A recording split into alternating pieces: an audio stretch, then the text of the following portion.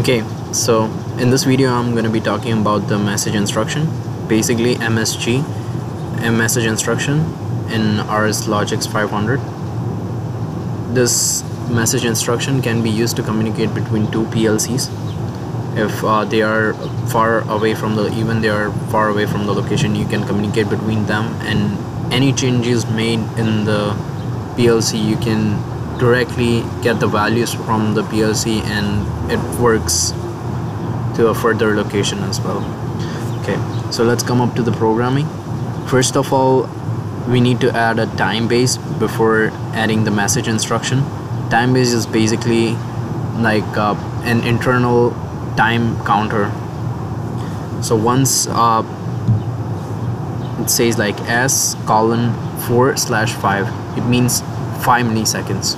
So every 5 milliseconds it reads the other PLC from where it has to gather information.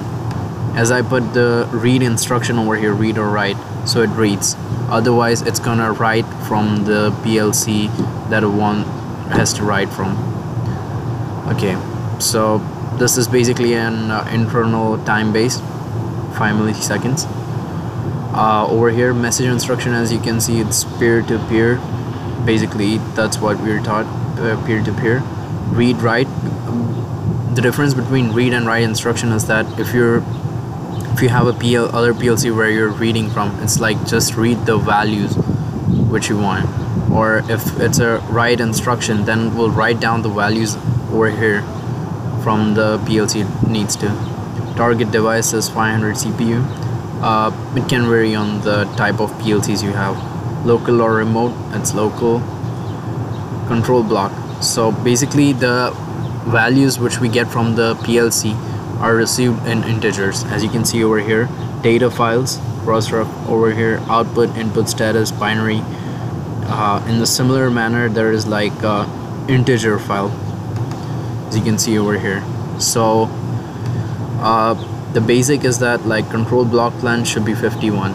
So once you add the message instruction, it should keep separate 51 integer values for the message instruction. So any values it reads from the PLC, it stores in over here.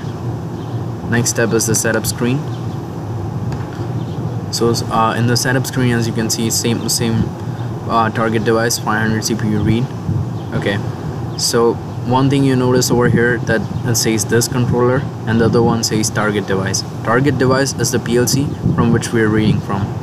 Over here it's like the IP address. You mentioned the IP address, so basically it can read from that IP address. Message timeout is like time done after the message has sent, like 5 milliseconds, as you can see over here. B30 is the thing they're reading from, like B30, it's reading from B30s. Like B30 is generating the values for this PLC. So data table address is going to be B3:0. Column 0, it should only contain word file over here. There is no bit files over here. Multi-hop is like if you want to communicate between one or more PLC. Let's say this PLC should give instructions to like about, let's say 5 PLC, then multi-hop instruction can be used and one or more PLC can be controlled from this PLC by reading or writing the values from this PLC. Over here, the values found from the B3 word file over here is used in the B30s over here. As you can see, this is our first file. Over here they're acting as inputs, the bit files, because the word file can control all the bit files. The bit file is in the form of an input over here. So once it receives the instruction from this PLC, it starts on working. Size and elements, it's basically the size of word files you're sending. Channel should be 1. Yeah, so over here I'm gonna talk about this PLC. So basically this PLC is reading from the other PLC. So once it gets the instruction from over here, B30, output of the other PLC, this one over here acts as an input and starts the timer. As you can see, preset it's 12 seconds, so it will run for 12 seconds. Timer timing is like, there are three types of modes in timers, like timer enable, timer timing, and timer done. What first of all, when you click the timer and the timer gets started, like 0, 1, 2, first it gets started, it means like it's enabled.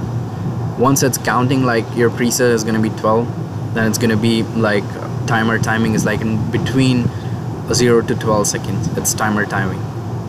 And once the timer gets done, it's T4:0/TN, it gets done. So over here, the time it's timing, it's gonna be latched with this one, the timer, and at the same time this input will turn on and switch on the lights as shown in the output over here, so it shows what kind of operation they're running. So next we're going to talk about the PLC that the values are coming from.